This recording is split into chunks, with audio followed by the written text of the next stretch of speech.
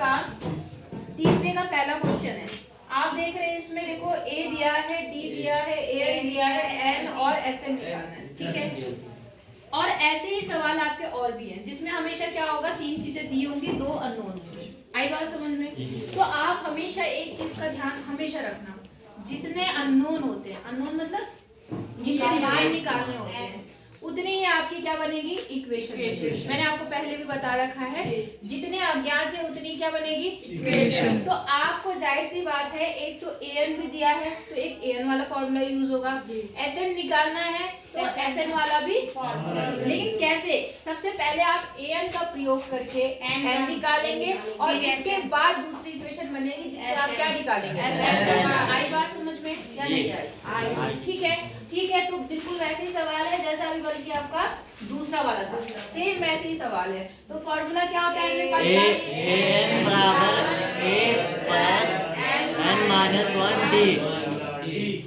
ठीक है जी। अब देखो एन की वैल्यू आपको दी हुई है 50, ए कितना है 5, एन आपको निकालना है और डी कितना है 3। कोई दिक्कत है यहाँ तक? ठीक है। देखो हमेशा ध्यान रखना, मैंने आपको पहले बताया जब आप 6, 7, 8 में थे, जो ये इक्वेशन सॉल्व करने का तरीका होता है ना, उसमें क्या होता है, पहले हम जो प्लस और माइनस से होते हैं उनको अलग करते हैं। बात समझ में आ गई कि नहीं आई? जो ज्यादा पास में है उसको हम बाद में छूते हैं। किसके पास आते हैं हम सबसे पहले? जो इससे थोड़ा दूर होता है, ठीक है ना। तो हम सबसे पहले इस दूर वाले को ले जाएंगे। तो ये क्योंकि इसके आगे क्या है, प्लस है, तो इधर आगे क्या होगा, माइनस। तो यहाँ हो गया 50 माइनस 5 बराबर इंटू 50 में से 3 45 बराबर और यहाँ पर 3। अब 3 कैसा है, गुणा, इधर आके तो 45/3 बराबर n माइनस 1। 15 आ गया। तो n का मान कितना आ गया, 16 जी।